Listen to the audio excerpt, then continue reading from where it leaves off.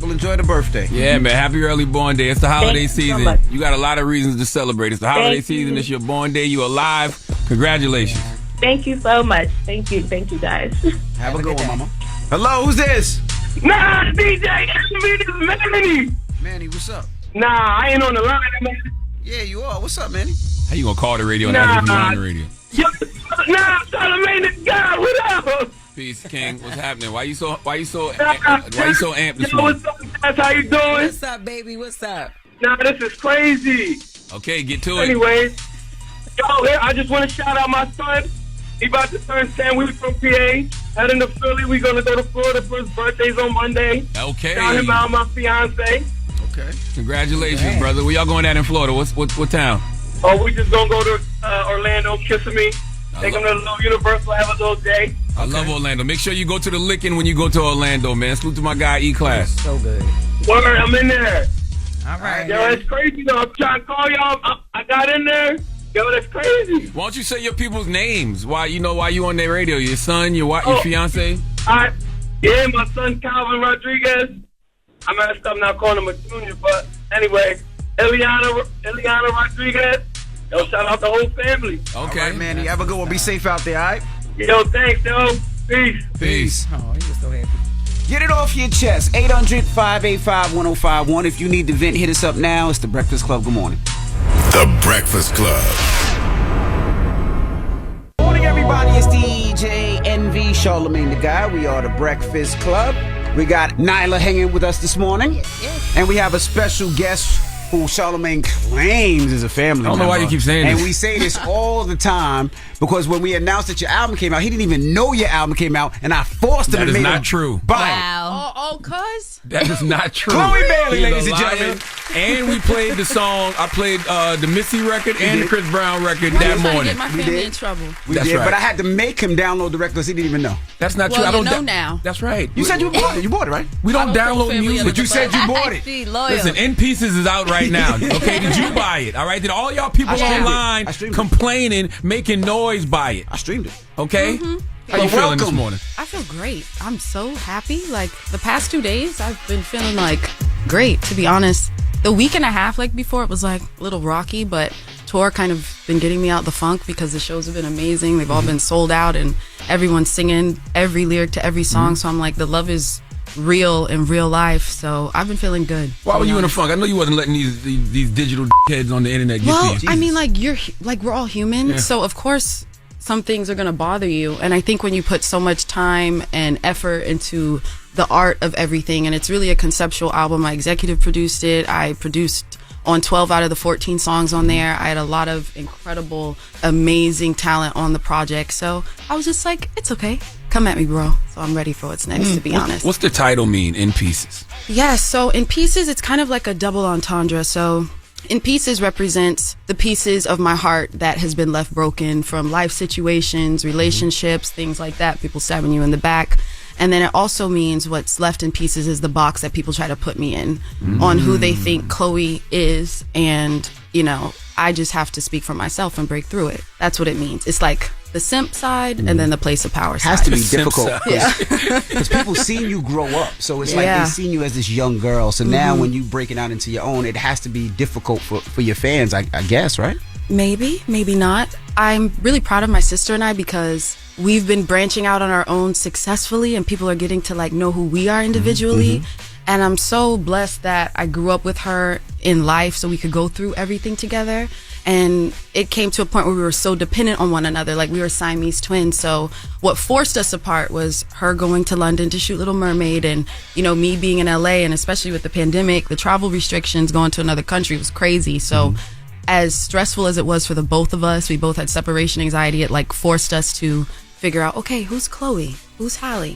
So now when we come back together, it's going to be even stronger because now we also have a great sense of self. Did y'all recognize the growth in each other, you and Holly? Like when y'all finally did get back together, did she see growth in you? Did you see growth in her? Yes. The crazy thing is, growing up, it was me who was afraid to speak up. So like she would be the one speaking up for me, and like she's Really? the Aries, Your like younger sister? Yes, she's the Wow. like, don't mess with her. And it would always be me like, oh my gosh, I don't like confrontation, things like that. And so because of that, I had to force myself to speak up for myself because I didn't have my sister right there doing it for me. So now I'm very independent and very vocal, and I say what I mean, and I mean what I say. And she's recognized that. She's like, well, you're like a completely different person. I'm so proud of her because she's confident in who she is as an individual as well. Like, we both were missing that, and now we both found it. So it's like we're stronger. Did that change because you missed your sister, or was it a relationship that made you change, or was it writing your music that made you change? What was that change? That's a great question. I think it was a combination of everything.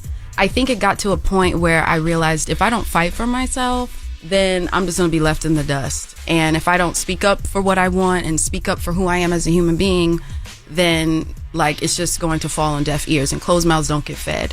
So, you know, throughout the music, I was finding my strength because I was saying things that I was afraid to say or speak up to certain individuals. And then from there, it just grew from that. It was like, it just kept growing and growing, and now it can't really stop. I feel like growing up as women, we're taught to like not be so vocal. So now that you are being vocal, do you feel like you're being a bitch, or like do you feel like you have to turn on a new version of yourself? Absolutely not. It's not about what you say, but how you say it. You can command a room without having to bark so loud. And as long as you believe in what you're saying and you don't change in that for anybody, people will respect you. Was Pray Away based on a true story?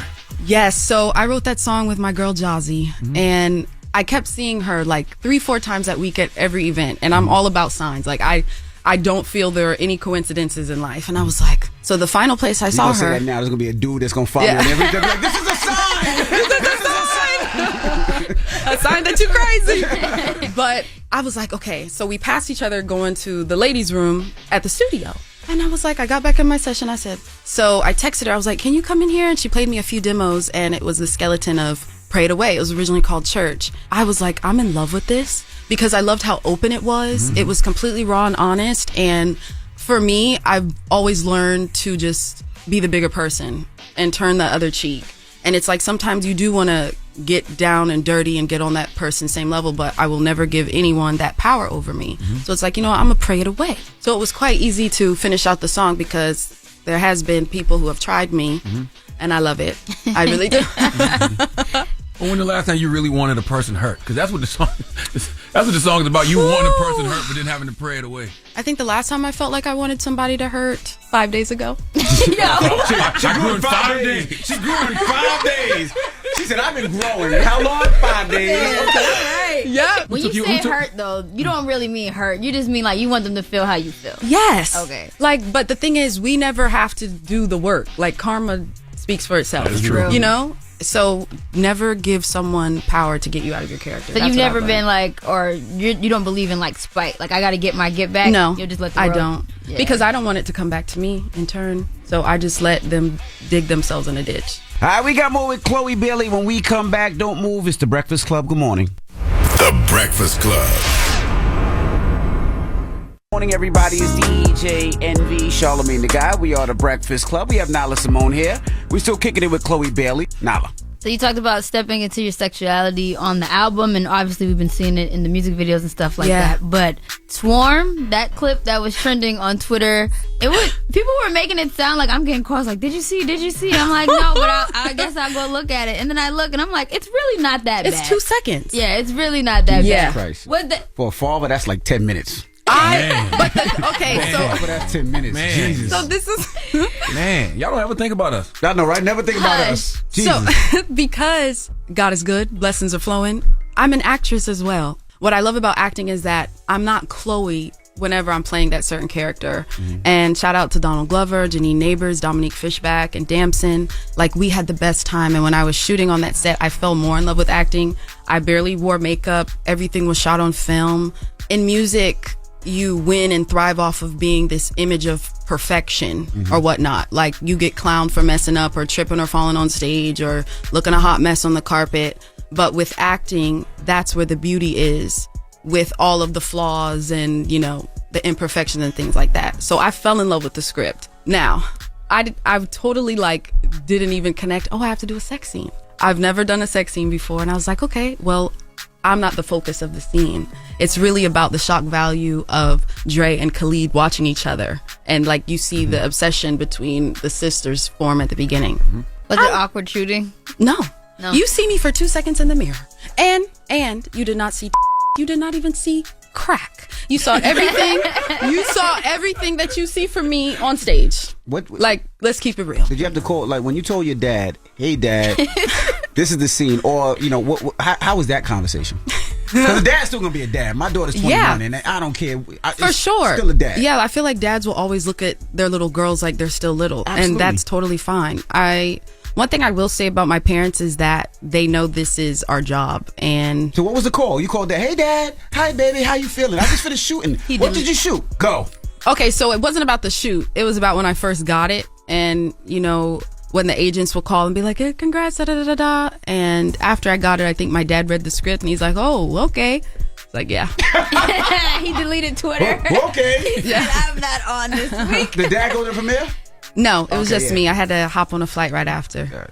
I bet you the internet doesn't realize how much more money they make you. Because if a 2-second scene caused them to lose their mind like that, all that's going to make other people say is, oh, we got to get Chloe in our movies. Yep. We got to get Chloe God in our is TV good. shows. God we got to is get Chloe endorsement deals. I like how you were You saying. can't see? She said it's working. When you say like acting, you can be imperfect and the music has to be perfect. Why can't you bring the imperfections to the music? Because I think like what's dope about Cardi B is that you can hear she's from the Bronx. You know what I mean? And like the Spanglish she uses sometimes. Like, why can't it be both? Well, I do both, but that's what people ridicule me for. Being imperfect, not being the type of image they want me to be. People say they want certain things, and then when you do it, that's what they use to pick on you. The weirdest thing is when people say things like, she don't know who she is, she's not being herself. You don't know her. Thank you. You don't even know her. I'm sure they'd like me if they'd meet me. I'm a really nice person. Now, I wanted to ask, yes. you're on a sold-out tour. Yeah. Does that mean that you're not going to be a special guest, or that you are going to be a special guest on somebody else's tour coming up? Well, I'm I'm trying definitely... to ask her, you're going to be opening for Beyonce? I'm definitely going to see the show for sure. And it's been exciting, like, seeing what I've been doing for myself. Like, I've never headlined a solo tour ever. Sis and I never got to do it for Ungodly Hour because we were in the midst of a pandemic. So I really didn't know what to expect going into it. Like, when I announced it, even before the album dropped, I was a little nervous. Like, would people want to come? Things like that. Every night, I'm like telling my godmom and my team, I'm like, what do you see out there? Like, people out there, like, for some reason it doesn't click that people are there to see me. Correct. And it's sold out. And I think when you're constantly used to people telling you otherwise, a part of you, as much as you don't want to, begins to believe it. But then when I step out on that stage and I see it and I hear it, it's not like people are just watching me being quiet. Like, they're singing the words back to me. They're giving me that energy and that love. You can't fake that. You can't buy that and make up numbers. You can't do that with that. That's real.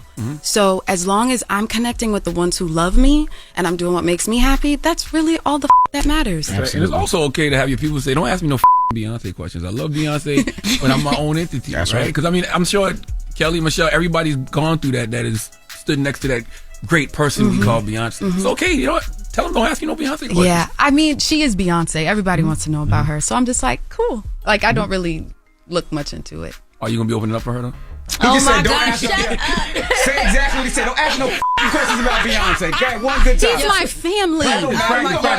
One good time. Let's practice. Chloe. So, are you going to be opening up for Beyonce? I plead the fifth. No, say don't ask me. Okay. Go again. No. I'm nice. Okay. And you're my family. I'll ask. Now I do cuss. Are you going to be opening up for Beyonce? I don't know. You're really such a cancer. We was definitely going to take that clip, though, and be like, Chloe said, don't ask me no questions about Beyonce. That was going to go everywhere. No, that would be great. Now, with all the critique you get from being And a by the way, music guys, artist, she said she didn't know. She didn't say no. She just said she just said she's not saying it. we heard. Just with put it out all there. the critique you get from being a music artist, does it make you just want to stay in acting because of the freedom that you getting acting? That's a really great question. In this past week, that crossed my mind a few times. And I got over it like 2-3 days ago. Really? Yeah. And I was like, when people make you doubt, and especially as creatives, we already doubt everything we do. So you begin to think like, oh, well, maybe this isn't for me. But then I would be going against the exact reason why God put me here. So why, like, pray it away, never lessen yourself to please somebody else. And that's in everything. Chloe Bailey, ladies and gentlemen, thank you for joining us. Thank you so guys. much. I love you all always. And it's the Breakfast Club. It's Chloe Bailey. We got a special guest in the building. Yes, indeed. We have Marsha Ambrosius. Welcome back. What's happening? Hi, guys. How you feeling, Queen Marsha? 7, 8 years. 8, 9 years. It's been a long time. Crazy. How you feeling? I'm great. How are you? Doing well. Blessed, black, and highly favored. I mean, you got so many classics to me. Late nights, early mornings, friends and lovers. Nyla, you've done it again with Casablanca. Thank you. You heard it? Yes, absolutely. They gave it to you. I feel it's such a vulnerable feeling when people like have it now. It's like not real. It's like this is all a dream. Well, congrats. Thank you. So I heard it was your mom that actually got you to link back up with Dr. Dre. You know what she did? In true Scouser fashion, the Liverpudlian that she is, she hit me up and said, You're using words we have no idea what that Scouser means you were born and raised in Liverpool. Okay. A Liverpudlian, right? Okay. So I'm born Liverpool, born and raised. So my mum calls me, mum calls me and says, oh, Marsha, have you spoke to him, Dr. Dre? I don't even think she referred to him as Dr. Dre. She just said Dre, like I was supposed to know who that was. And I'm like, no, Mum, I haven't spoke to Dre lately. And I was like, all right, I'll call him up. So this is round about the end of 2020, December. So I give him a call, say, what's up? We reconnect. He's like, I'm working on a couple of things. I'll send you a couple of ideas. So we started shooting ideas back and forth. What would then be the GTA video game? But I didn't know that that's what was being worked on. You know, Dre's just like, let's just work. You never know what's going to happen. So we're going back and forth, and a couple of weeks go by, and the top of 2021, he had a brain aneurysm. And I was on the treadmill when I found that out. Like, looked at my phone, and, you know, it popped up, whatever news outlet, and it was like, what? I just talked to him like less than 24 hours ago, and made all the calls, found out everything was okay and stable. 24 hours after that, he called me, said, look, Marsha, I'm cool, I'm in recovery, but I want to get back to work, so I want to get you out to LA and let's just figure some things out. So he in the hospital bed calling you like, look, we got to get back to work. Wow. All I know was like plugged up. Plugged up. Yep, on the way back. I said, okay, Dr. Dre, whatever you say. And within a couple of weeks, I was in LA most of that year, 2021. And the creation of Casablanca happened a couple of months after that. So it was really all the GTA stuff. And then I told Dre that I was overdoing this artist thing. Nyla's mother's now. And I just want to chill. Like, I just want to produce and write. I've never been a pick me. I want to be in front of the camera. No, I was done. And he said, yeah, nah. Oh, you was done with music? Yeah. Really? Well, being an artist. Being an artist. Yeah, being an artist. Like, I was always going to create, but the whole being the artist thing, I was like, I've done everything that I could possibly do on this bucket list that I tried to create for myself. I've surpassed my bucket list. What was on the bucket list? I'm just curious. Get signed, win a Grammy, lose some Grammys. I don't know, like work with my favorite artists, like regular stuff. But my actual things, I didn't write, work with Michael Jackson, work with Prince, work with Stevie, work with Dr. Dre. I didn't write those things out loud, but I wanted those things and I'd achieved that. By now, this is 24 years in for me. So I'm like, what's next? I'm on my Quincy Jones mission. I like the pedestal you put hip hop on this album. Because just musically, it just shows how much of a classic musical art form hip hop is. The fact you can go from that Tunisian record like from the 40s, right? Yeah. The fact you can go from Nat to Nas to 90s, right? And it blends perfectly, seamlessly. It doesn't. A lot of things that we did on this album shouldn't make sense. Like, I truly believe we will be in the Guinness Book of World Records for how many things we sampled and the way that we sampled them. So no, Wu-Tang, Duke Ellington, and Michael Jackson aren't supposed to fuse, but on Thrill Her, they did, you know? So it's, it was a wild ride, but one of the most amazing experiences I've ever had, not only recording it, just the entire process, even getting to this point, even it taking so long to get a release date for it to be available. Like, the entire thing has just been, no one's done this before. You talk about inspiration, right? And Charlamagne say how you inspire so many people, but you must have inspired Dr. Dre as well, because we haven't heard music from Dr. Dre. We haven't seen him executive produce things. We've only heard rumors, and like it's almost like a tease. Nothing ever comes out. You hear Dr. Dre's executive producer such and such album, but you never hear this He recently said this in an interview he recently did, and said, and I absolutely believe this, he may have only released 5% of the music that he's ever recorded. Wow. And now working with him as extensively as I did during the pandemic, it's absolutely true. And he doesn't do it purposefully. It's because he loves the creative process. And it's like, no, this is just for us. This is ours. So what did you do? How are you one of the few people that actually get your album out? Did you ever think it wasn't going to happen? I'm the only. There you are. The only. There's not one person. Damn. Before or after, I don't even think this happens again, that has an entire project solely produced and mixed by Dr. Dre. How did I do it? Not clear, but I know that I did it. I know that this is something that he'd never done, and I feel like that was the driving force for it to be something new. He could have just did a hip-hop record. It could have just been a soul R&B. It's none of those things. It's something so specific, so different, but so familiar. And I feel like we were both going through a similar situation. He had a health scare, I had a health scare. The pandemic is happening. It felt like the end of the earth during that time. So it felt desperate in a way. It felt, if we don't do this and this world ends tomorrow, what's the mark that we actually leave on planet Earth? And musically, like you said, I've done things that, a Marsha Ambrosius album is this specific thing. If I had to leave it all on the floor and put up my triple double and win a chip, that's this album. If it was all said and done, like, okay, apocalyptic world that we're now in because of the pandemic and many other things, it was out of desperation and feeling like I could have lost my life, Drake could have lost his. We didn't. We survived these things. We're now post-COVID. How do we navigate through this, and what does that sound like? And that's why and how this happened. So yeah, Dre being inspired by me, I'm inspired by him. It just took off. Tell us what the title means.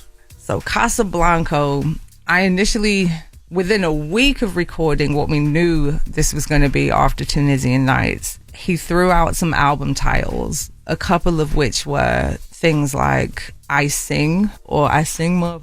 And I was like, Drake, we need an actual title. Like, what is this? It was like, you sing, that's it.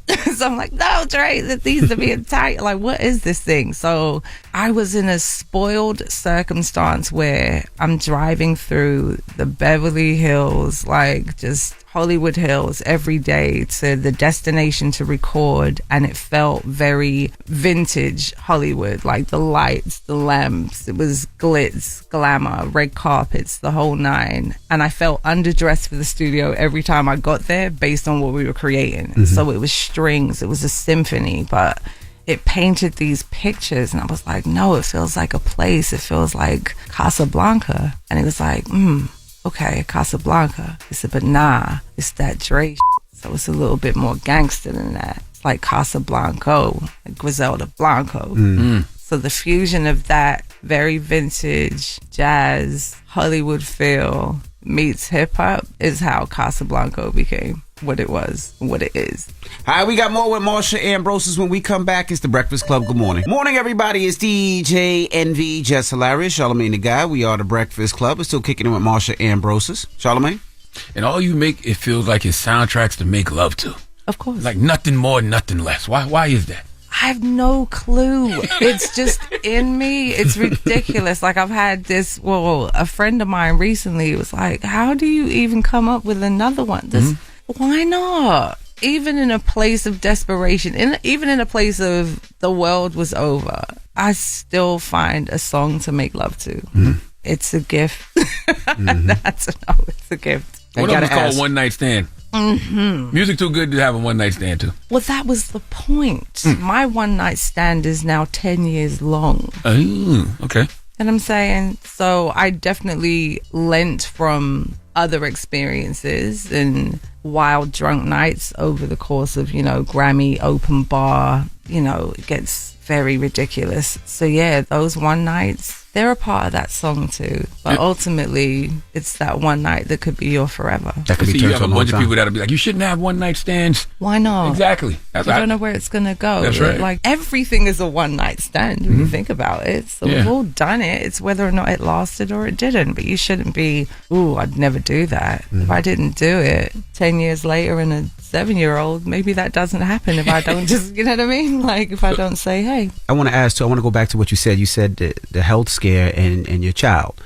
How did that change your life with the health care and your child? Because I guess if the baby's 6-7 years old, happened right before COVID, so you pretty much raised the baby during COVID. It's just COVID babies are different. Oh, they different. It's ridiculous. Like, but for me, how it all changed. It changed all of us. You know, being in a dark place, I don't think there's anything that could bring you out of that. And that was terrifying during the pandemic. And I'm pretty sure for anybody where you're like, not even your kid could bring you, no, not my mother, my father, my brother, like close friends. You couldn't write your way out? This is what Casablanca ended up being. I didn't think I'd see this moment at one point. So to get here and to be happy and to be in a space that I'm in is just wow. Wow. Is that where the song, I guess, Self-Care Wrong Right might come from? But even that is a song to make love to. Yeah. What's the wrong right part of it, though?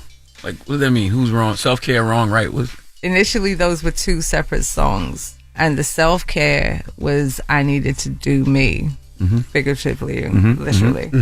So by the time we got to Wrong Right, it's me inviting that person then into my space. And it's giving me good, like, you so hood, like, please don't go. It's that you're so wrong right now for even trying to let my guard down, because I was so cool with just letting me do me.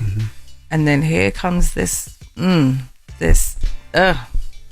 fine dark chocolate son of a gun swept me off my feet and let me put my guard down. And I'm a Leo, and that's hard for me to do. So when it happens, it's both terrifying, but the fear in a lioness comes out in aggression and anger and a lot of sexual appetite that is anyone that knows. And that was the you're so wrong right now. Where did y'all meet? Where did you meet your husband? On tour.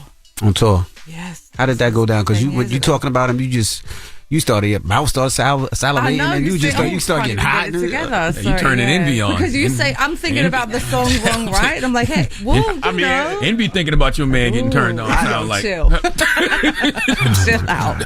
No, we met. I'm just saying. She was just so excited. I'm just asking, where did they meet? But that's where the music. That's love is love. It got me thinking about my wife. All right, I'm sorry, guys. It's fine. No, we met on tour 10 years ago. And I saw him. It's 10 years later. I said, when when you keep like all the movies that you see, that's corny. Like it never happened. Yes, it did. I seen him and he had a red fitted on. And I was like, who is that? And I approached him like, yo, what's up? And we got to talking and we haven't stopped talking since. Wow. You need to write a book called One Night Stand, because there's so many people who think you got to make the man wait 30 days or 60 days or 90 days. There's so many formulas to it. Maybe you don't just follow your intuition, because it all depends on what type of person you are. Like there are people that I'm not approaching unless I know it's for sure. I don't know, there's many formulas to it. So even if I did write a book, I'm going with what worked for me. I'm not giving you the manual to how this works out. Like, ooh, you too can find your 10 years later. Or, you know what I mean? Like, I'm not giving it as game like that. I'm saying if you saw what it was that you wanted and you didn't make your move, that's on you. Because then you'll sit there and ponder and be like, well, what if I just said something? What if I just approached? So by the time that I did, and it was what it was, and I knew that it was more than just that one night in Philadelphia, that one night in Chicago, that one night in Virginia, that one night in LA. Now it's many nights. Now it's, you want to move in? Sure. We moved in together. And then it's, you want to go back to the UK for Christmas with me, meet my whole family? Sure. And then by April, we were pregnant. Wow. It's that serious. I can't. Sounds ridiculous when I say No, it doesn't. No, when I say ridiculous, it's like that's the timeline, though. You know, and we were both very sure. And the album is very like 1990 now. Like, how do you have such a nostalgic feeling, but keep it fresh? Any hip hop connoisseur or R&B head, 90s is just it's unmatched. It was a time. If you weren't outside, just say that. And I feel like with this album, to have grasped what the Nas's of the world were doing then, the Marys of the world were doing then, but making it now, it's because that was timeless. I was going to ask, you talk about Dr. Dre only releasing 5% of the music that he actually made. How much music did y'all make? And what was the process of trickling it down from the amount of songs you made to this 11? You know what's crazy? We made about 12 or 13 songs. Really?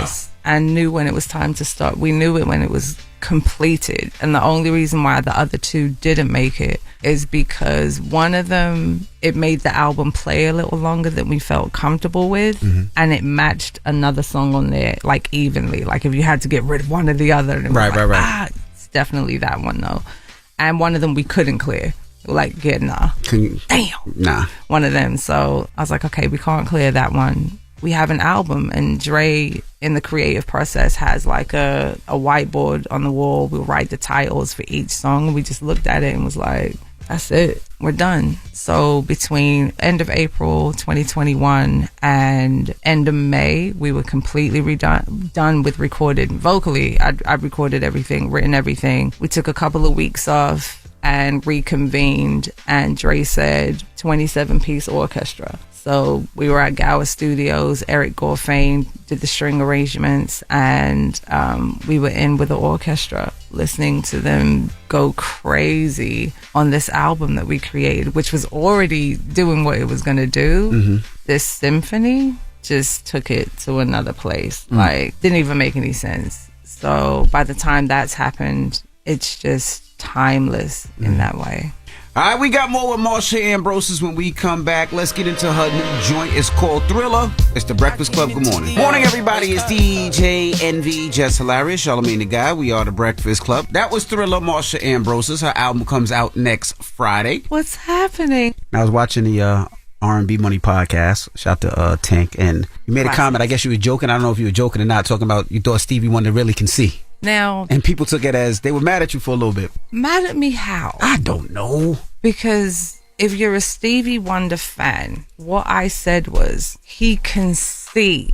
If you listen to the music to be one of the most prolific, descriptive songwriters of our time, how can he not? And maybe not in the way that you believe that is, but his pen game makes you visualize us with actual sight, visualize everything he was saying. That's a gift. That's what I said. Yes, he can see, because there's no way he says, I never dreamed you'd leave in summer, and I literally see the summer day he's referring to. That's not fair. Mary wants to be a superwoman, and I know who Mary looks like. I've already made that character. The song plays and I see it, Stevie, more than any songwriter I believe on planet Earth has made me see a song the way Stevie does. That's what I said. I said what I said. That's what I said. I get what you're saying. He might be blind, but he got vision. There's a difference. Speaking of vision, to use that song on Casablanca, I remember Dre actually, Dre was nervous about using the Stevie record. Or like asking him like, yo, let's hit Stevie and see what he thinks. I'm like, okay. Crazy. But yeah, we got to use Visions on Casablanca with Stevie's blessing and this fake bucket lips I keep making up. Like, I'll check that one off, Did Stevie FaceTime? Zoom? What did he do? I want to say it was a phone call that I had, and Dre had spoke to him also. So yeah. How involved is Dre? See, we're just gonna let that one do this. Cool. What? You ain't slick. How involved? You caught it. As long as you caught it. Oh, absolutely. You caught it smooth too. Cool. I love it. You caught it smooth. FaceTime? No, he didn't FaceTime. I love it. Cool. I just got a couple more questions. MJ coachable? What? Yes. and wanted to be.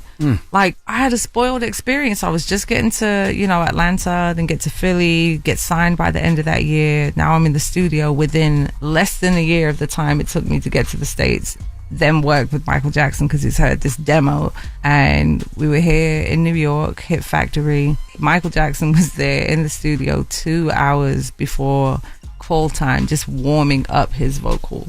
He was that guy. Like, he was great because he worked unlike any other, and Mike was just the king for all reasons. Now, you also mentioned Flowetry.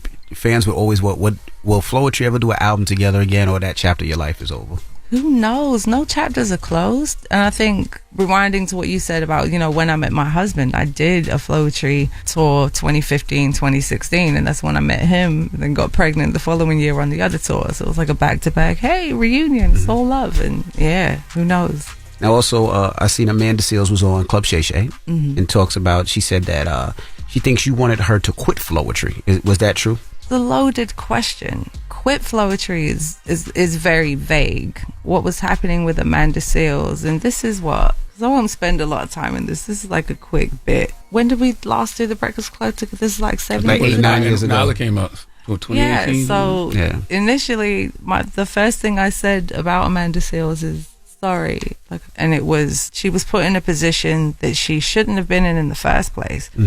The label and management are trying to reestablish what that was, and it just didn't work. So by the time we've put all of these things into action, we've rehearsed a show and you've given it to the public, everyone has gone, oh nah. And there's nothing I can do about that part. And this is also 17 years ago, 3 weeks of a summer tour. We may have done like 15 or 16 shows, and it just didn't work out. And that was the end of that, really. But we've had nothing but, for me, we'd had nothing but positive interactions thereafter. Like, I saw her 2013, we took pictures together, we reminisced, and she'd been texting me throughout the years after that, nothing but positive vibes. So I'm in a good space right now, 17 years later. So for whatever she believes that was, I don't think publicly we can do this combative, well, you said this happened or I said this happened. I know exactly what happened on my end, but you know, it's kind of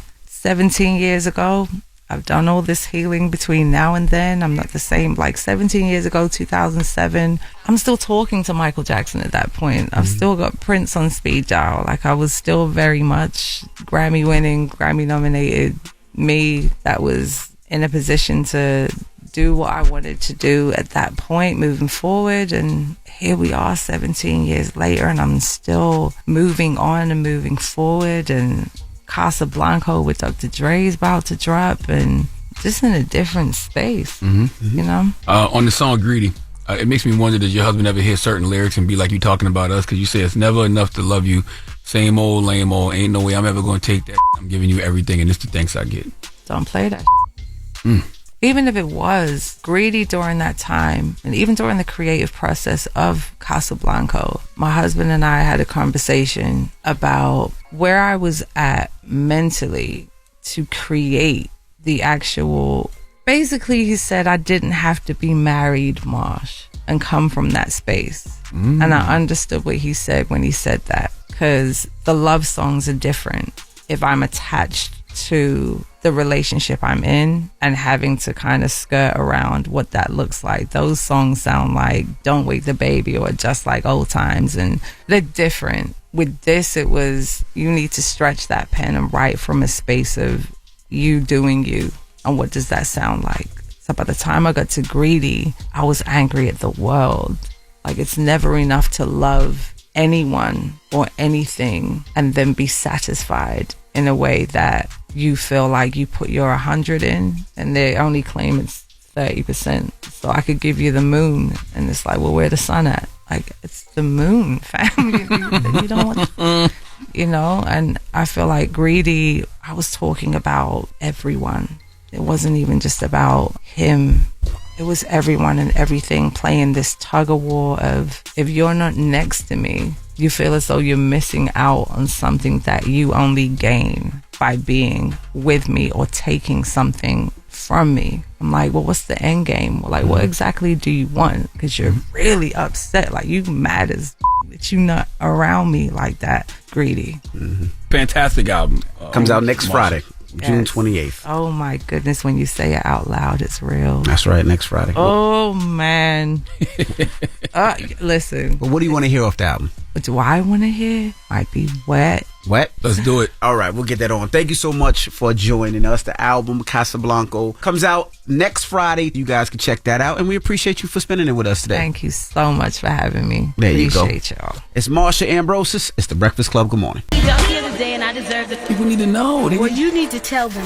I am. You have the voice. Tell them. It's time for Donkey of the Day. It's a read, but you're so good at it. You're trying to be a fake ass Charlamagne. There's only one Charlamagne to go. Damn, Charlamagne, who you giving Donkey of the Day to now? Well, Sexy Red, Donkey of the Day goes to a 35-year-old man named Rashawn Shawal Ajuwani.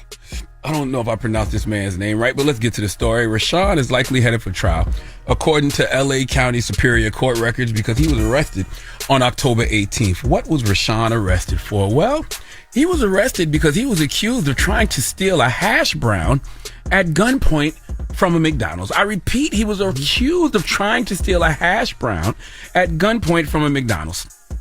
Not even with a real gun, okay? A replica pistol. See, y'all think I be lying, but you can look this up. The victim reported that Rashawn arrived at the third window in the drive-thru line and demanded a third hash brown after ordering two. Okay? Big back behavior. The employee at McDonald's let the suspect know that he only paid for two, and the suspect, Rashawn, told the McDonald's employee, "Don't you F with me," while using the employee's name from his name tag. So let's just paint the picture. If the guy's name that worked at McDonald's was Calvin, Rashawn kept saying, "Don't you F with me, Calvin." Well, clearly he thought Calvin was still effing with him, so he, Rashawn, went to his vehicle, pulled out a firearm, the fake gun, a prosthetic pistol, if you will, a silicone scrap, a GMO gat. He pointed this impossible piece, this Beyond biscuit, at the employee and said, "These hash browns ain't dying for you." He didn't really say that, but in my mind, that's how he was bringing it, okay? But he did point the firearm at the victim's chest, and the McDonald's employee said he gave up the third hash brown because he was in fear of his life. You think? And can you believe Rashawn had a wife? Investigators identified the SUV that he was driving, and it was registered in his wife's name. All right, they served a search warrant on their home, and the victim positively identified Rashawn out of a lineup, and deputies found a black Glock 19 style compressed air fired pistol during their search of the Canyon County home. This man had a house, an SUV, and a wife, and he robbing people for hash browns. Now he's facing 2 to 5 years in prison. The judge denied a motion by Rashawn's counsel. They wanted a mental health diversion for him, citing the aggravating and mitigation factors. I don't even know what that means, but I do believe Rashawn is dealing with some type of mental health issues, because you don't flip out like that over no damn hash brown. A hash brown? And you already had two? Okay, robbing a McDonald's for a hash brown is like sticking up a Starbucks for a free Wi-Fi code. Okay, it's like robbing a 7-Eleven for a free Slurpee refill. If you're going to commit a crime, at least steal something that doesn't cost less than your bus fare home. And you ain't even need bus fare because you had an SUV. Okay? Who the hell wants to spend 2 to 5 years in prison because they committed grand theft breakfast? All right? Nobody in prison gonna take you serious. Your cellie asks you what you in for, and you say stealing hash browns, then your cellie turns to you and says you're ass brown. Okay, that's when things can get tricky. What? All right, robbing McDonald's for a hash brown? How hungry do you have to be to risk 5 to 10 years for a $1 menu item? Okay? Now, there's a part of me that respects the basicness of it all, though. Okay, Rashawn walked into a McDonald's with a GMO gat, and what did he demand? Not the hotcakes, not a sausage biscuit. Okay, by the way, McDonald's is 2024. Can we get chicken sausage biscuits, turkey sausage biscuits, please? No pork on my fork. But he didn't want either. Rashawn didn't want any of that. He wanted a hash brown. You gotta respect the simplicity. Forget what's in the cash register. He wanted that fried potato. Okay, who knew you could turn big back breakfast cravings into a felony? Now, I have the president of the Fat Lives Matter committee. We don't have the wobble in there, do we? I like whenever wobble, he walks baby, in, wobble, I want baby, the wobble to play. Wobble, Big baby, Mac wobble, is here. baby, wobble, wobble, baby, you know, anything concerning food, Big Mac wants to weigh in because you know he can break the scale. Mack, the floor is yours. I hate short people, man. I hate short people all the time. But I had to speak on this one because as the president, I knew you was going to shame this man. And that's because you always looking at it from the skinny committee. Talk to me. You're not looking at it from the other side of it. Okay. First off, do you know how much hash browns are these days? How much? $3.49. For one hash brown? Yeah, What? yeah. I don't believe that. Things Let me look changes that up. now, huh? Damn. So he didn't rob McDonald's for a hash brown. He paid for 3 because hash browns used to be $1. $3.49. Look, do your research. You see that? See? Yes. Y'all not part of it. I get the emails all the time every time they change it. Damn. So he ain't robbed that. I used to pay $1 for it. So technically, when he got his receipt, saw $3, he said, "Oh, wait a minute, I didn't pay for 3 hash browns. I only got 2. Let me pull up. Let me get that other one." Well, that wouldn't make no sense because he bought 2. So then that way that'd be like almost $7. Until he saw his receipt, he said, "Oh, they charged me for 3. I got to go back around. Let me get that third one." Well, technically, if you see $7, they would charge them for like 7 or 8 based off the logic you use. Right, but he's probably was getting frustrated because the gas price is high too. So he's like, "I'm not gonna keep looping around." That's why he pulled the gun out. I'm more mad that he kept the gun for the cops to find him than he is about doing the hash brown thing. Please give Rashawn Alajuwani the biggest hee-haw. Okay? Matter of fact, give him some sweet sounds in the Hamiltons too. You are the donkey of the day. You are the donkey of the day. Yeehaw. No, Rashad and Dr. What about? Don't. No, I'm taking the donkey back. Don't you? No, you do Mack, God's you're work, still sir. standing here like you in line at the cookout. Okay. Right, why you still here? All right, your plate is full. I'll be mad because you got to sit at the kids' table. Damn. You don't think McDonald's should get a little bit of that for hash browns being $3.19? Yes, and then they don't sell it all day like some of the other breakfast items. So he was probably like, "Damn, I only got like 30 minutes. Let me swing back around real quick." And then what'd you say, Charles or Chuck? Everybody try to be a hero. Calvin. Everybody try to be a hero when they work the fast food. Just give me the damn hash brown. You know there's headlines about this? Like $3 for a single McDonald's hash brown. Yes, Those that's customers crazy. are fed up and pushing back. You're welcome. This was on This is from February 2024 on That's KSL.com. Yeah. Wow. I can put y'all on the email chain if y'all want. Nah, I'm good. You sure? Yeah, I'm good. It's easy. No, I'm all right. BigBagsNacks@gmail.com. All right. Well, thank you for that donkey today, sir. The Breakfast Club. Morning, everybody. It's DJ NV, Jess Hilarious, Charlamagne the Guy. We are the Breakfast Club. We got a special guest in the building. Yes, indeed. Kehlani, welcome back. Thanks for having me. How you feeling? I feel good. I think the last time we did this, we might have been on a Zoom call, so it's cool to be in person. Yeah, it was Zoom. How's your spirit? How's your energy? I'm super good. I'm like probably the best I've ever been. Amazing. Yeah, I think just life is really cool. I think I made something I'm stoked about. My fans are stoked. I got to do all these cool signings and see all of them in person and just like be back in the swing of things. So I'm good. They say you're a gym rat. They said you were up at 6 o'clock this morning in the gym. They say every morning you don't miss the gym. They might have lied about this morning. Oh, maybe not this morning. I was dead sleep this morning. Okay. But yeah, I'm up. I'm always about my fitness stuff. I'm super healthy. I'm the healthiest I've also ever been. So.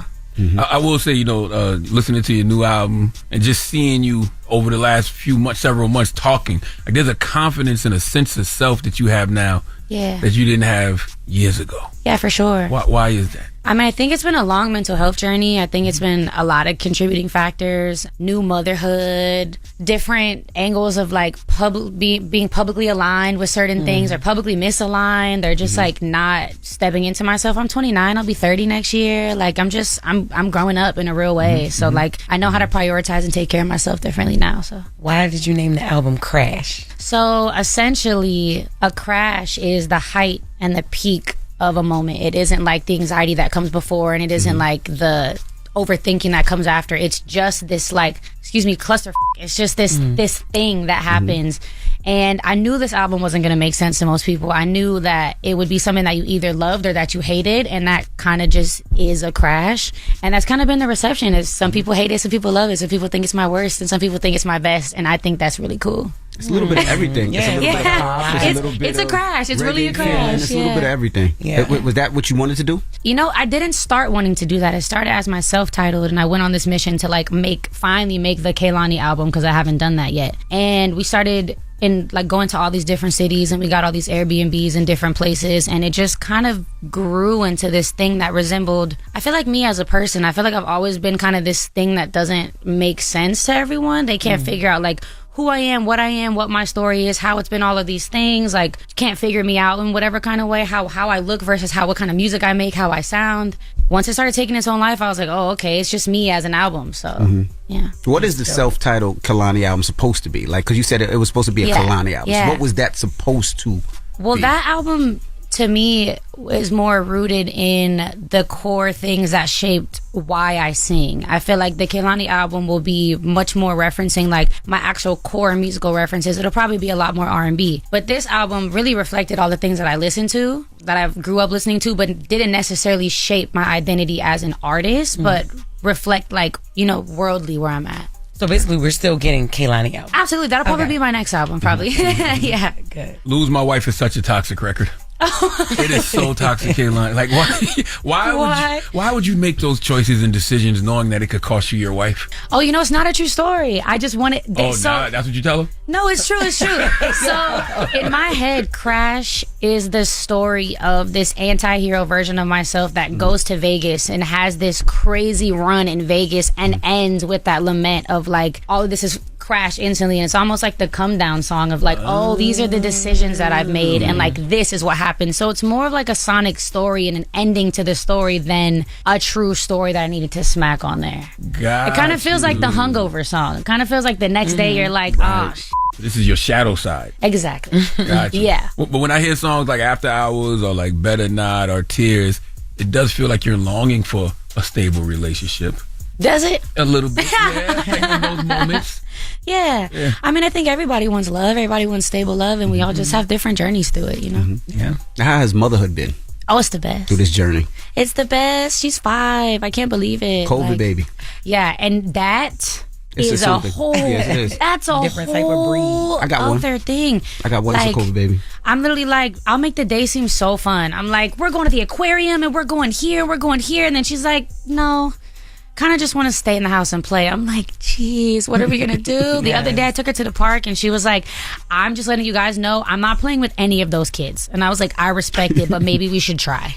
And she did, and she tried, and she made some friends. And she's in school, so like she has friends. She still got musical interest? I heard you say one time she had some. She's on the album. She's on the album. She's on What's on? Deep. She actually sounds so good that you can't really tell that it's her, except for her tone is obviously sounds a lot younger than mine, but she's singing her ass off. Do you want her in the industry? Wow.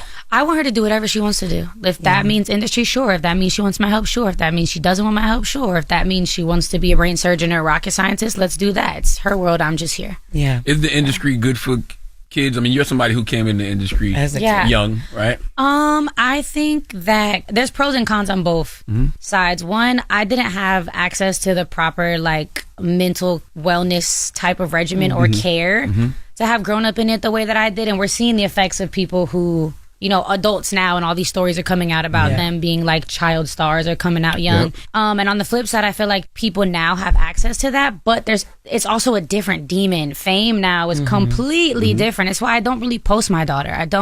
There's too many creeps. I don't ever her to ever look back and be like, I actually didn't consent to any of this. I didn't give any permission. We already get embarrassed when our parents play home videos for our friends when they come over. right. Like, if I'm just subjecting my child to her home video, her freaking growing up home videos being widely known all over the internet, and she grows up one day and is like, I didn't get to tell you if I wanted that or not. You know, that's on me as a parent. So yeah. Any more babies? I would love to have more babies. Whatever God wants to bless me with, I receive. Can we talk about the record, What I Want?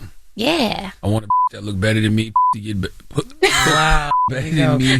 Why you reading it so serious? Yeah. You should have had Jess read that Let's talk one. about what I want. Come on. Is that what Get better than me. You should have had Jess read that one. He was so excited to read that But too. it seems on that record, it seems like you're torn between wanting to be spoiled, but also feeling comfortable being the one who spoils. Yeah. Okay. I'm definitely like, I fluctuate absolutely. I think I'm more of a giver than a receiver of like spoiling. I think that's just my nature. But it's just a classic song about naming all the things that I want. I don't think any of them are even cohesive. I think they're just like, here's a list of all my dream things that I want. But if you're having a wild weekend in Vegas, why would you lie to a woman like that? Why would you make her feel like she's so special? Isn't that what you do in Vegas? Doesn't Vegas make you? Kehlani. No, not like that. But I'm saying, is Vegas not like some adult Disneyland Like, of you like don't all go to- your vices right. and you don't talk about it when What you do you get do in home? Vegas, Kehlani? Actually, I have a tiny residency in Vegas. Thank you. I have a show. Thank you. I have a show at the end of next month and in August. That's what I do in Vegas. Yeah. Because even on the song Vegas, maybe I'm tripping. It didn't sound like you was actually in Vegas. You just said what we do is like Vegas. Exactly. I made a couple songs. Actually, I made part of What I Want in Vegas. I made part of Sucia in Vegas. I made most of Sucia in Vegas and a part of Groove Theory in Vegas. But the song Vegas, I made in Los Angeles. Okay. And then nobody go to Vegas to fall in love. Like they go to creep, have fun, you know. Yeah, but that's why you ain't gotta lie to the person. Who said I'm lying? Well, Y'all not know what I got going gas on. 'em up, Right, we Kehlani. don't know. Right, hello.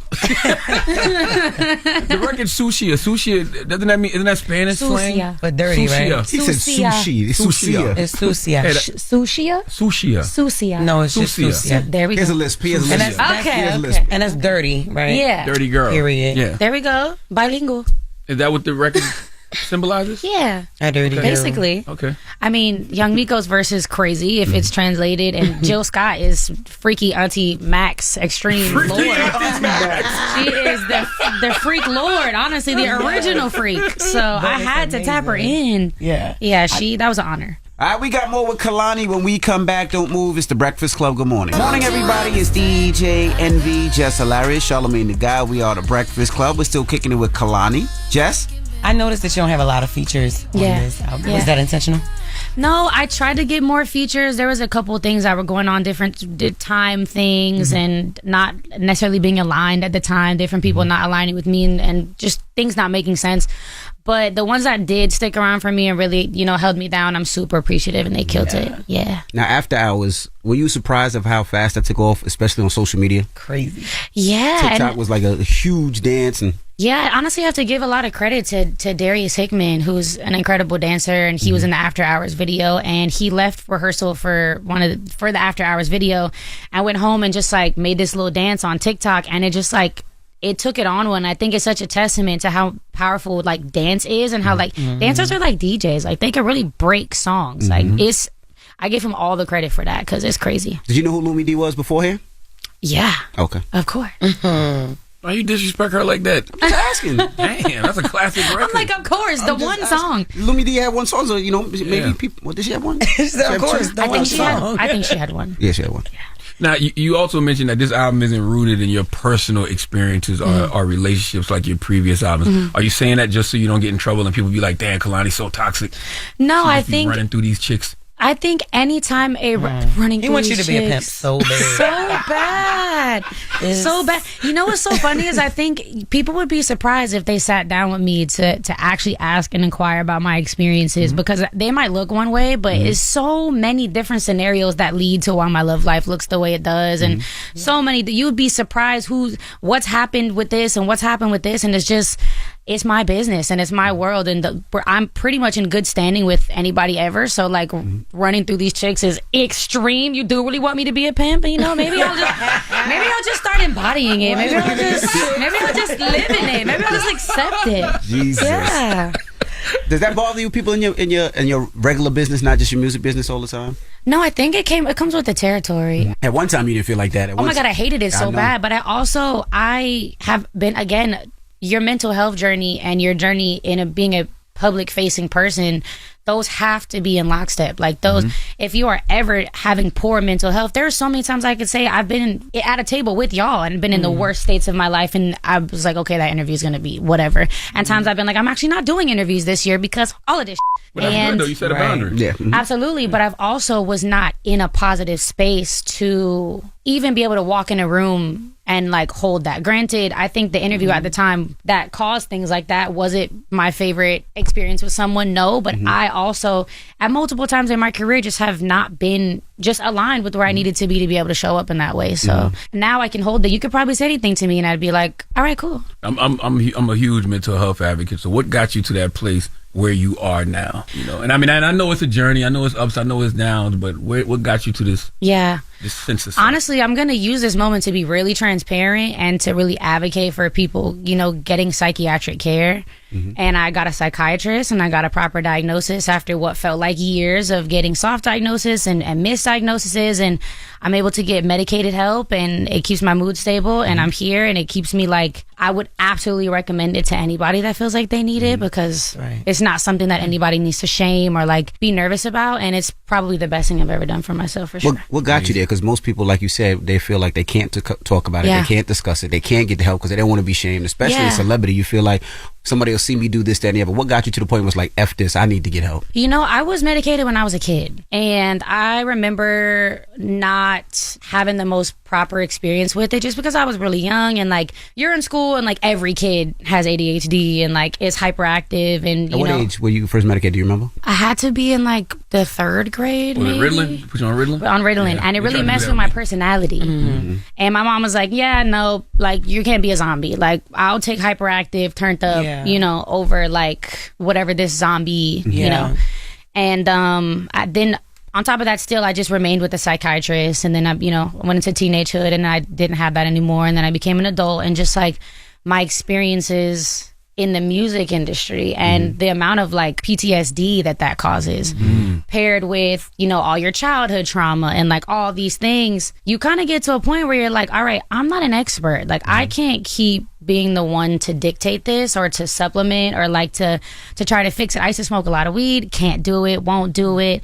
So you don't smoke anymore? I haven't been a smoker in 5 years. Wow. Damn. People bring me weed all the time and I'm like, dang. So that's the old What about indigo though? Indigo kind of calms your anxiety. Sativa makes you have panic attacks. You know, it was because I got pregnant and I couldn't. And then I went to a throat doctor and he was like, oh, you don't want to sing for the rest of your life the way your looks. Because I was smoking backwards. I was smoking blunts. And I couldn't do it anymore. And I got to a point where I was like, okay, I'm doing all the things that I can possibly do. I'm going to the gym. I'm developing good hobbies, not going out. I'm not doing this. And I'm still struggling. It's to the point where I need to ask for help. I keep hearing you talk about your fitness journey. Yeah. But then they said recently you were body shamed on the internet. I didn't see. You know, it was an interesting body shame because what it was the accusations that I got ab etching. But girl, we so sick of people. Yeah, she got the same. She got the same pregnant.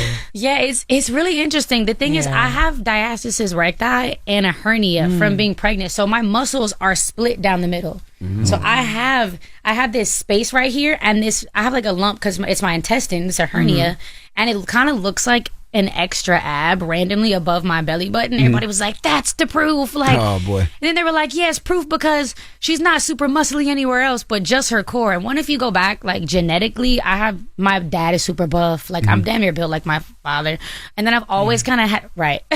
you can really see it. And I've always had abs. And then upon like just really training my core to like make up for the fact that my muscles aren't connected and I have to get my core together to be able to do anything because it's the center of everything.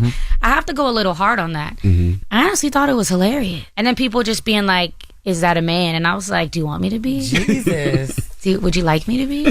But what I love is like you didn't get mad and like go get online and start going crazy back and forth. It doesn't like, do anything. Yeah. I used to do that a lot and then you just realize like there's crazy shit every day. Like people talk about some new shit the next day. I remember when the internet used to destroy me. Like I remember the other day, maybe last week, somebody might have tweeted like, oh, like y'all don't call Kehlani dirty and she has tattoos, and someone said, oh, you must be new here. And everybody was like, yeah, because 2016 to 2018, that was it.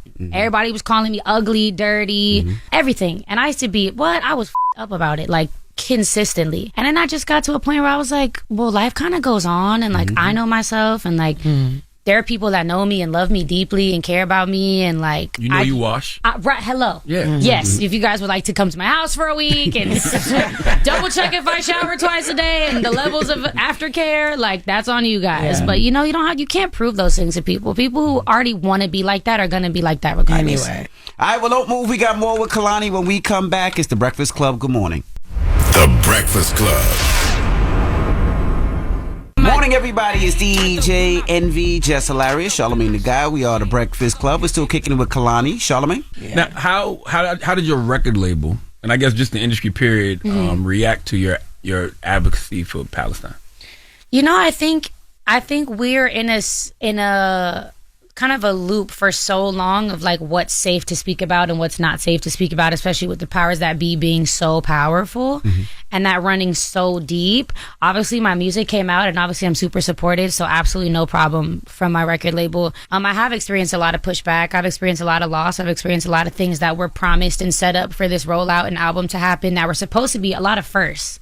Really? Yeah, magazines and these things and those type of brand deals and opportunities that were sad to lose. But at the end of the day, like I don't regret doing something that I can go to sleep at night. I can go to sleep knowing that like what I learned to be as an artist, I'm aligned with, because I grew up fully understanding the role of art in liberation. And that's not to place myself in alignment with, those artists and those revolutionary acts, but that's to say like I understood what it meant to not be silent, even if I never put it with the song in the video, even if just me speaking out. I always knew what it meant to have a platform and that responsibility in that way. And like I can go to sleep knowing that like I can look myself in the mirror, and know that I did the right thing. Do these magazines and stuff tell your people why? Do they say it's her advocacy of Palestine? Those are really big buildings with a lot of people involved, so it always makes its way back. Yeah. You also mentioned that your advocacy for Palestine caused a lot of artists to ignore your request for collaboration. So I was talking very fast on a live, very caffeinated early in the morning, and I wasn't able to like really elaborate on that. There are a lot of more people involved on artist teams than just the artist, and it also wasn't every single feature. There were certain people who didn't get it back in time, or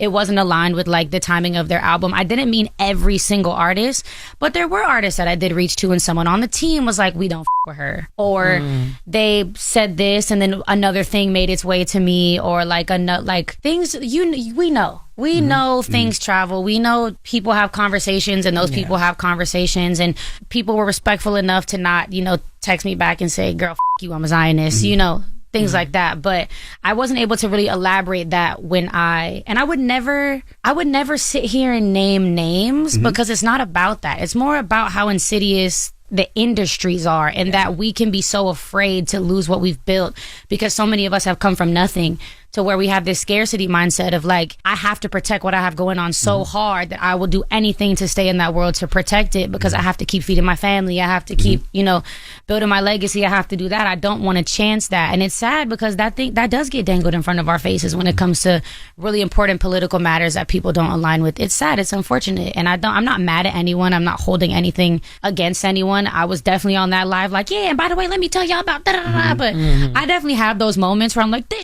up. But typically I'm a longer thinker, and I have more to the thought, and it was just unfortunate. And you raised over $500,000 for Gaza, Sudan, and the Congo. Yeah. Do you think money is the only way people can help? Absolutely not. I think in every single issue, the idea is that you're supposed to listen to the requests of the people at the core of the issue. You're supposed to abide by the requests of the most oppressed. And they have asked us to literally speak. Like, that's the thing about this whole, like, social media doesn't do anything, speaking doesn't do anything, awareness doesn't do anything, but there are people in Congo who are just saying, make our stories heard. There are people in Sudan who go, just speak about us. They're not talking about us on the news. They're not talking about us in these magazines. They're not talking about us anywhere, but you guys are. Gaza opened the door for people to even be aware of Congo and Sudan on a global scale, because those issues have preceded this genocide. Those genocides have been happening. Those famines, that extreme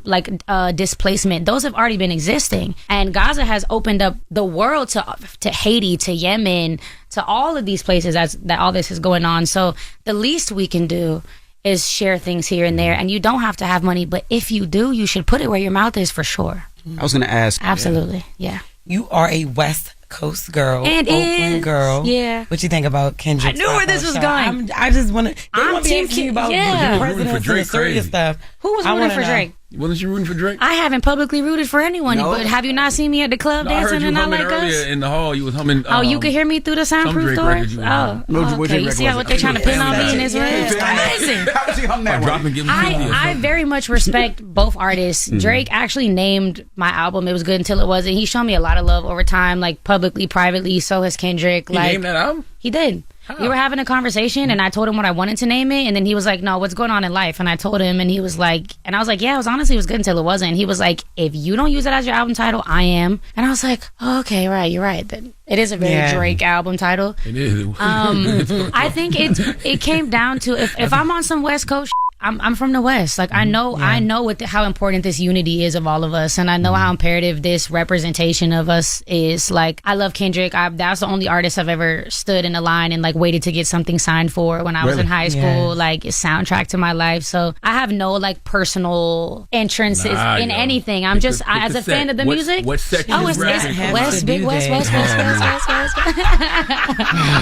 Just musically though. Yeah, just music. I mean, we have to respect what we saw. We He saw been making fun of us beige people ever since, though. Oh my God, hilarious. So listen, when you sing Not Like Us, do you feel bad because it's so catchy? I have had moments where I was like in the club and I seen that it's a club thing, and I was like, damn, this is crazy. But I also remember every single big diss track in history being able to be played for massive groups of people gathering, and it being a thing that everybody is like. I was too young for like the Ether era, but like everybody talks about it and they're like, this was crazy. It was like this is in the club every night, though. Ether wasn't in the club. Yeah. It was more I mean, Back to Back was in the club. Back to Back was in the club. Yeah, so it's eras, it's moments. Honestly, I'm not in hip hop, so I can't speak to the sport of it, but like it's a sport, I guess. You ever text Drake like, yo, man, you did your thing, nothing to be ashamed about, it was all good? No, I feel like he has real people around him who hold him down, and I feel like it's taking that moment to be like, hey, by the way, you know, let me make sure you know I support you. Yeah, he's got his folks. You mentioned a tour. Are we getting a crash tour? Absolutely. I made this album 2 tours specifically. Like there were so many sounds where I was like, this is going to be so fun to sing. It's going to be so fun to dance to. It's going to be so fun to play with a band. So absolutely. Well, I think for me, touring is the epicenter of my career, to the point where sometimes you don't even see, you can't even really tell what's going on with the music streaming and charting wise. People are like, what? And then you come to the tour and it's these huge venues and people are like, I actually had no idea, because when I look at how it's doing over there, and it's just a classic example for me of like impact versus numbers. And my shows are huge. My shows are a blast. Everybody has a great time. Everybody feels safe. Everybody has fun. Like that is what's important to me. So we're gonna do it again for sure. That's what's up, because by then I would have had my baby and I can get big high. You miss it very much. Okay. So, yeah, I'm not like you, girl. I'm gonna smoke. Okay, but Enjoy. not backwards though. Yeah, no. To the people. Yeah, that's good. You know, yeah, I'm starting to get off the backwoods movement with all the friends. Yeah, take care of yourself. You don't like no plant-based medicines?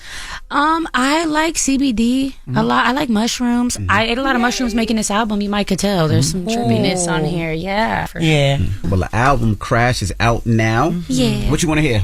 Don't say After Hours. We played that already. So what you want to hear besides that? Play Deep. Deep? On site. That's a fun one. Deep? All right. Well, let's get into Deep right now. Make sure you pick up the album if you haven't got it already, and congratulations on everything. Thank you. I love the fact that you're just happy. You just look happy. That's the most important thing. That's I'm right. happy that you are in a place of peace. Thank you. I'm super happy. Well, it's Kehlani, ladies and gentlemen. It's the Breakfast Club. Good morning. Morning, everybody. It's DJ NV, Jess Hilarious, Charlamagne the Guy. We are the Breakfast Club. We have a special guest in the building today. She's part of our family, part of the Breakfast Club family, of course. That's right. If you've ever been up here to the Breakfast Club over the last 15 years, at some point you saw this woman. Miss Anita, that's right. Miss Anita, she held down the front desk for how long, Miss Anita? 18 years. 18 years. 18 She's that wonderful years. Happy face that you see when you walk in the door. If you're sad, if you're upset, she's going to give you that boost of energy. That great hug. That great hug in the morning. Yes. Ladies and gentlemen, and she has a new book, Hip Hop Time Capsule, out right now. Ladies and gentlemen, how do you pronounce your last name? Cipio. Miss Anita Cipio. Actually, the book will be out next Friday on Amazon, and I'm really, really excited about it. It's called Hip Hop Time Capsule document your personal journey. You see what happens when you retire? Yeah, you got time to do other stuff. I had plenty of time to do a lot of stuff. So this is one of two books that I'll be doing. It's going to be doing a series, but for right now, this has 100 questions for people to document their experience, their love, and their knowledge of hip hop. So they're prompt questions. I went to the 50th anniversary of hip hop in Yankee Stadium, and I saw people there, all ages, with their hip hop gear from 70 to 15. It looked like everybody. And I said, each one of those people have a story about what hip hop means to them. Yeah, of course. And I didn't see anything on Amazon that has prompt questions that invite people to tell their stories. So I said, okay. I invited my brother, DJ Cipio. Charlamagne, you know That's him. right, Lugo Cipio. DJ Cipio, he was born and raised in New York City and then moved to South Carolina, and he's killing it down there. And I invite him. I said, come and help me get these questions together so we can get people to tell their personal journey about hip hop. I added 50 trivia questions and answers, and then 50 quotes from the biggest legends in hip hop that are positive and timeless. So 20 years from now, you can go back and find a quote that's going to still resonate with you. And then my brother and we documented, we answered the very questions that we're asking of others. So in doing so, we're telling our story as well. And then to top it off, if we mention a song or a point in history that was very important to us, we have a QR code that you can put your phone right up to the book and you're there. Wow. So it's interactive. If I talk about Salt and Pepper and how much a particular song meant to the culture, Salt and Pepper song is going to be there. Wow. And so we kind of do the work for people who are trying to learn about hip hop and who love hip hop. So we're very proud. That's we're very so proud of it. Yes, it was a long, hard time coming. But I'm sitting on the Breakfast Club right now. I don't even know what to do with myself. I'm so grateful. Well, you said 18 years, so you Yes. ran into a bunch of celebrities, a bunch of guests, Oh, a bunch my of family gosh. members. Who were some of your favorites and Snoop why? Dogg. Snoop. Snoop Dogg. He ain't trying to Because- smoke with you, right? Huh? He ain't trying to smoke with you, right, Miss Well, Snoop? he was going to offer me a nip. He said he would give me a nip. Charlamagne, you remember the Breakfast do. Club? Why He you ain't said- take it? You asked him, so you going to give Miss Cipio That's right. Miss Anita a nip? He said, yeah, I'll give her a nip. What's a nip? What's a nip? Oh, like Just a little piece. little smoke. Okay. Little hit. Every time Snoop Dogg and Wiz Khalifa got off the elevator, all you see is a puff of smoke, and then they would just appear. So I love Snoop Dogg, but as so many other artists and legends that I love so much. And so that I go into more detail in Hip Hop Time Capsule, the next chapter, where I have all of my pictures with them and I tell personal stories about each of them. So you're going to find some stories in this one, but in the next book, it's a more detailed story of our bond and the mutual respect and love that we have for each other. As a matter of fact, when you see the pictures, you can tell that there's a real bond there. I talk about DMX and how he came on his birthday and he was sipping some Hennessy. Oh, that was that day. Yeah. And he came over, he said, Auntie, anytime you hear my name, I want you to pray for me. And I said that I would. Anytime you hear my name, see my face. So I said, I will do that. So he left. About a half an hour later, I go down to lunch. DMX is down there by the hot dog stand. Yep. You want a hot dog? He's offering people hot dogs. And people are like, what? DMX was buying people hot dogs. So I mean, remember now. That's the day you were talking about. That's when he got drunk. Yeah, and he ate was up all the hot toe up. dogs. He And he was- started throwing up. Yeah, he was toe up. Okay. That's right, So I have great stories. I have some stories in here, but the main focus of this book is for people to document their own journey. You know, I mean, at a time when, you know, other people can lay claim to certain aspects of hip hop.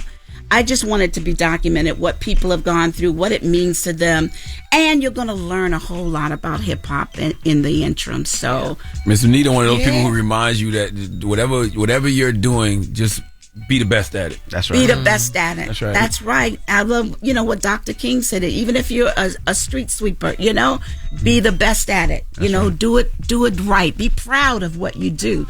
So when I was tired, I was looking for a purpose. I'm like, God, I need something to focus on. And it was that experience at the hip hop 50th anniversary. And it came to me like that. that all of those people, those hundreds of thousands of people sitting in those seats, have a story of why they are there. And so, Hip Hop Time Capsule, document your personal journey. Now, that was the impetus to do the book. Now you have a strong bond with a comedian that people might not know. Doesn't really have a big name. Real local. Why is you playing? Donnell Rawlins. Yeah, why are you playing with him like that? You know who that is? Yes, I do know I who didn't that is. know that was. Donnell. I love Donnell. Now you went to Donnell's lake. He took you to the lake and all that. Donnell took me to the lake. He flew me out. He flew me out twice. Okay. Donnell, he invited me to go to Donnell Land. I think that was in August. I can't remember right off the top of my head. Put me in the best hotel. It was a wonderful experience. So much love. People of all ethnic backgrounds just loving each other, having the most awesome time. That's great. Then he flew me back out again for the 4th of July. Then I'm hanging around with Dave Chappelle and his wife Elaine. I know that's right. With Common, and it was just beautiful. He just shows me so much love. He had a car sent for me to go to his comedy show in New Jersey. Was it actual car service or an Uber? It was. It was actual car service. Okay. That matters. Just make sure, He doesn't play about me. You know what I'm saying? He don't play about you. Was he funny? Love Was he funny? him. He was hysterical. Absolutely hysterical. Said nobody ever. And I'm not just saying that because I love him. He was hysterical. He's a funny guy. Hysterical, that's a bit much. You gotta give it to him. So yeah, I love Donnell. He took me away from YouTube and said, "Come on," and I felt like a celebrity again. You know what I'm saying? It just felt so good. Is he in the book at all? Oh, heck yeah. Okay. Definitely. So are you, Charlamagne. You, Envy. And so are you, Jess. Me? I'm of in it. course. You're in the book. Of course. Thank you. Yes. And my son over there is in the book, too. Absolutely. Nick is in the book. I couldn't tell my iHeart story without you guys. How could I do that? Dope. So, I mean, holy cow, I'm on the Breakfast Club. Yeah. Well, tell them where they can get the book. Hip Hop Time Capsule. That's right. Hip Hop Time Capsule, document your personal journey. It's going to be on Amazon this Friday. And I hope you'll all go out and get a copy. It'll make a great Christmas gift. Yes, and like I said, me and my brother, DJ Cipio, we put this together and we hope you enjoy it. We got to send one to Will Smith for you, too. Absolutely. Yes. I'm going to make a bunch of copies and make sure that everybody gets it. There's a lot of celebrities named in this book, and I want them all to have copies. So I'm going to work that out as soon as I can. All right. Well, Miss Anita, we appreciate you for joining us. Happy holidays. Thank you so much for having me. Happy holidays to you all. And I love you all. Thank you, Mama. Bless you all. And thank you again. It's the Breakfast Club. Good morning. Morning, everybody. It's DJ Envy, Charlamagne the Guy. We are the Breakfast Club. Charlamagne, you got a positive note? Listen, the positive note is simply this, man. I want you to remember this weekend. The only limits you have are the limits you believe you have. Breakfast Club, bitches! Y'all finished or y'all done?